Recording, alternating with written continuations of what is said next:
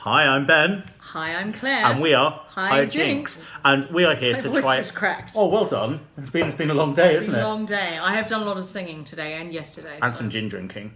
And yeah, but only a little bit. Well, we're going to do a little bit more now. Yeah. We've got two people You're sat only here a couple of hours. giggling at the back, who are going to just come and say hello. And these are little elves.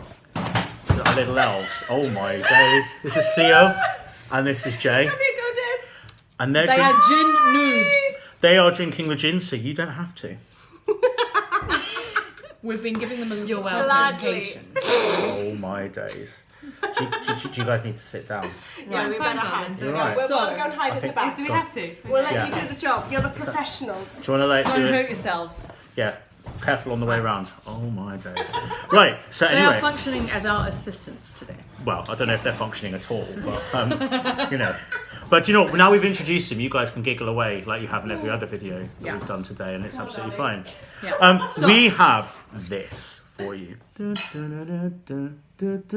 it is called Seaglass. Seaglass. I keep saying. Well, I'm a northerner apparently. I keep saying it. But this gin is from Orkney, and it has some wonderful botanicals that you associate with Orkney and Scottish gins. It's got quite a lot of back there. It's got quite a lot of grassy, sort of green elements to it, but it's also got some lavender and it's got quite a lot of citrus to it to balance the whole thing out.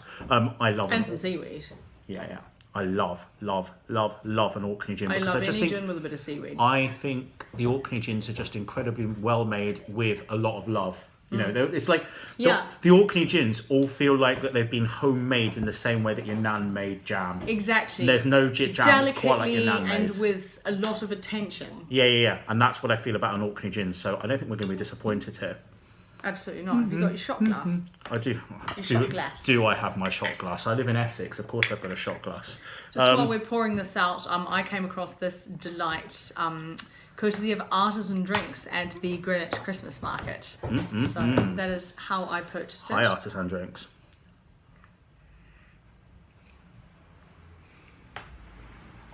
Oh yes. There's something quite peppery about it, isn't there? Almost.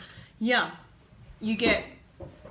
The first thing I got was like almost like a slightly sweet seaweed, and Yep. then I got a lovely sort of peppery spice kick. Like a dry down, yeah. Yeah.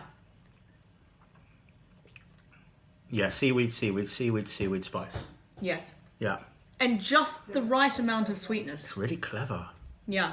Almost in the way that Hills and Harbour get the balance as well. Hills and Harbour, yeah. And it's interesting because it doesn't have that sort of sugary element to it that a lot of gins do, so it's actually a better blended product. And that's what I mean. Like I feel like the Orkney gins, like as products, are really, really high end stuff. Yeah. Exactly. They know how to put it together. You don't end up with separation and all of those horrible things. Should we put it? Well, shall we make this up? I'm going to give myself a little bit more to put into my Of. G&T, and of course you are. Of. I would be disappointed. The day that you measure your gin, I will be disappointed in you. You might have to take my temperature. Yeah. So lavender and citrus. I think I'm going to add some grapefruit. How do you feel about that? I'm on board. Are you on board? That's It's been a while since I've used that. It one. is, exactly. I feel like all the other phrases have overtaken it, but on board is good. There you go. That is the most. It's as symmetrical a piece of grapefruit peel. That is a as I've stunning ever piece poured. of grapefruit peel. Yeah, mine's a little bit more.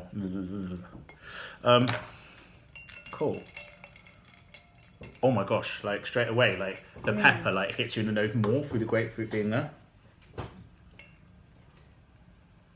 I'm gaining awareness of the lavender as well. The lavender sort of sits in the background a little bit and then sort of comes through the aftertaste. And Do you think grows on that's you. because the lavender is an oil-based thing? Yeah, And the that'll be oil why. of the grapefruit releases Yes. it, whereas everything else is sort of different. There's sort of some water-based botanicals in there.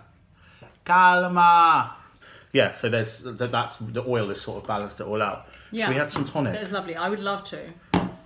What should we do? Should we do this So bad boy? our go-to Fever Tree Light, as I always say, allows the gin to speak for itself. It allows the gin to be the star of the show. No ego in this one.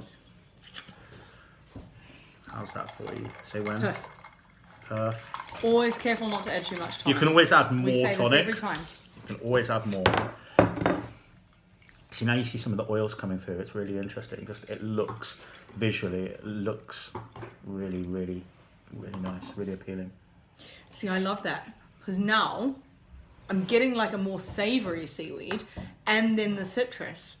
So I'm getting 2 layers. I'm getting zingy grapefruit and then that sort of, it's almost like when you go for a swim in the sea, that feeling of the add this depth last of it. drop of, I just think I've added a bit too much tonic. So I think I'm just going to add that last little bit. Yeah, do it.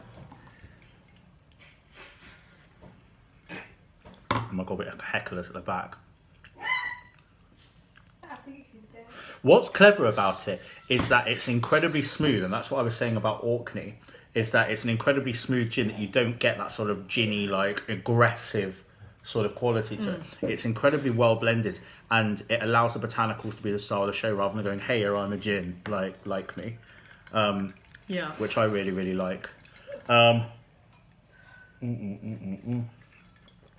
Basically, everybody go out and get this because it's amazing. And I believe, Deerness Distillery, who do Seaglass, have a few other varietals of their gin, which I have not tried, but basically we should try and get hold of them at some point. and do a tasting. 43% is quite a high alcohol. Yeah, volume that is for a- gin. That's like that's- top end. Like it's usually 40, that's a 41. respectable And what that percentage. means is that usually you get quite a sort of sharp or sort of slightly aggressive sort of quality to it. Yeah. So you start to head up into the navies, really, like export strengths once you get above like 46. This is sort of top end for a normal strength gin, and it doesn't feel strong. Not at it all. doesn't feel like alcohol is a Yeah, priority. yeah, exactly. The alcohol doesn't cut you off from the botanicals at all. It's all about the botanicals, and there are lots of flavours being taken care of in there. It is a lovely product all up. Cheers. Cheers.